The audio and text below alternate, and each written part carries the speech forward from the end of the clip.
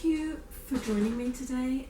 I am going to be showing you how to make a slip cover for a round stool. They're really quite easy. The only thing you really need to take into consideration is how you're going to secure it underneath the seat top. It's done very similarly to a drum cushion, so let's get on with it.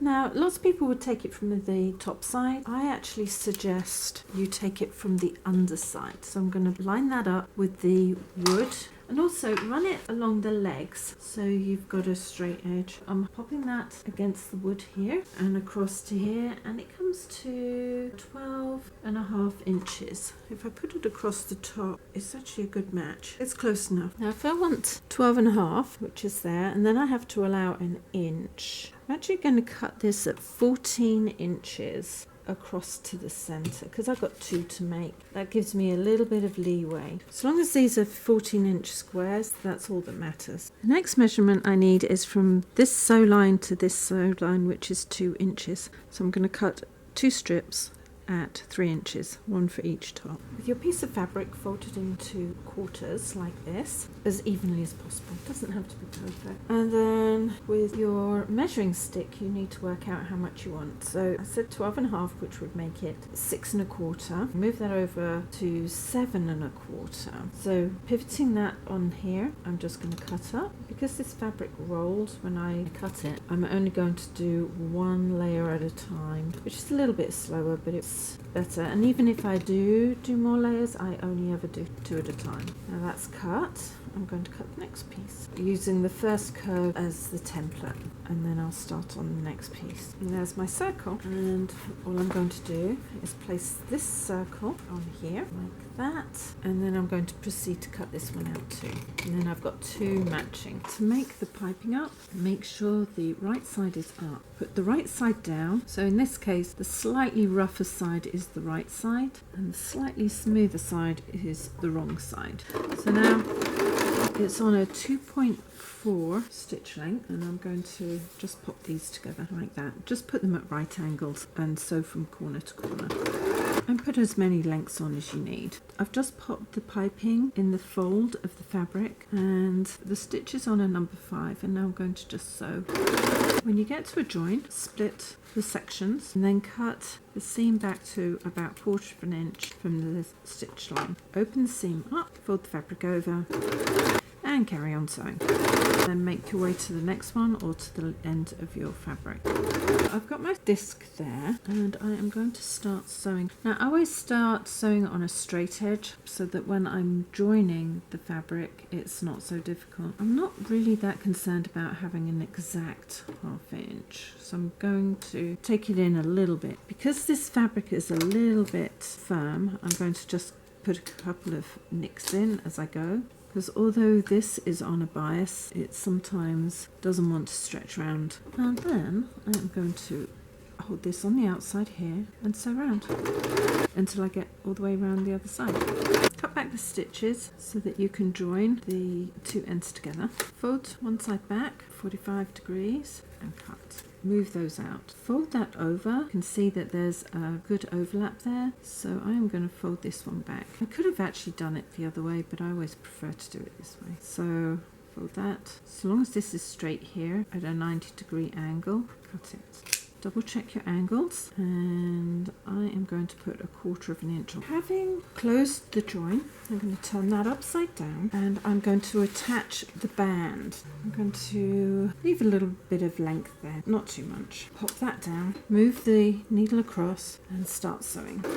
I need to sew this all the way around. I have the right side of this facing up and the right side of that facing down. So I am nearly all the way around. I'm going to remove it, and I'm going to pinch both sides together as evenly as I can. Let's do that. I'm going to cut down here because that's going to be the raw seam. And all I need to do is fold that in and fold that in like that. What I'm going to do now is I'm going to pop that underneath with the seam flat and place another row of piping at the bottom edge of the band that goes around the stool. Pop that through like that. I'll move it down a little bit so that the join can be as close to there as possible. So there we go. And just sew it into position. I do it this way because it's easier to pop everything on top, and I'll sew till I get to the other end. I'm almost at the other end, and I'm going to just cut that so it's at least 2 inches over from there. And now to join it just like I did at the top. Cut the seams back, fold it over and make sure it fits, cut the fabric back and sew it all together. No different. When you've sealed everything together, just put the band back into place. Flatten out the seam there because you don't want it all bulky, and sew it into place as you go. Go over your stitches.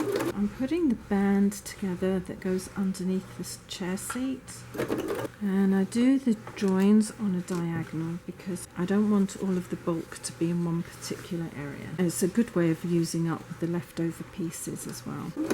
And I'll start putting it into place, and if I need to add more to it, I will.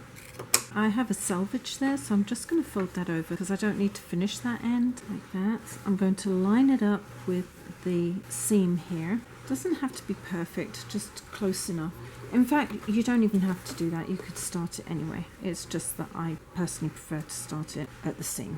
Move my needle over, and I am going to just sew that into position all the way around. I'm going to thread some cording through here to pull it in tight. You could thread elastic around it if you wanted to. That is entirely up to you what you decide to do. I measured it 4 inches because it is to go from the side to the legs, and it's usually about 1.5 inches distance. This should go in quite nicely. On this one I only have a small hem, so I'm going to fold it back and I'm going to do an overstitch on it, just hold it so it won't pull apart. Reverse over the join and stitch over. With some cords you're going to have to seal them, put a bit of flame on it, and so that they don't come undone. I'm going to use this to push this along and pop that through. Just pull all of this through so it's nice and even, because I don't want that coming undone. And I'm going to push that all the way through here till I get to the other end. When you come to your joins, kind of push away from your join to get round it, and then back away on the other side, and you should not have too many problems. This is really very firm fabric, so it doesn't gather up as well as I would like. Once I get to the other end, it should be fine. You can see this was a little bit tight. Now on this side, I can feel the cording here, so I'm going to put a stitch through here so it doesn't move. Then all you've got to do is pull it in tight like this, tie it off, and your cover is done. If you overstitch on the opposite side, the ties won't pull through. Thank you for joining me on this project. The cover, as you can see, has a border here and the border here which will gather in to hold it in place. Just remember to make sure that you have long ties, but they'll work fine, especially when they're tied off. I think my friend will be really pleased with it. If you want to see more from me, please subscribe, hit the bell button, and a few thumbs up would be absolutely excellent. And in the meantime, take care. See you later. Ciao.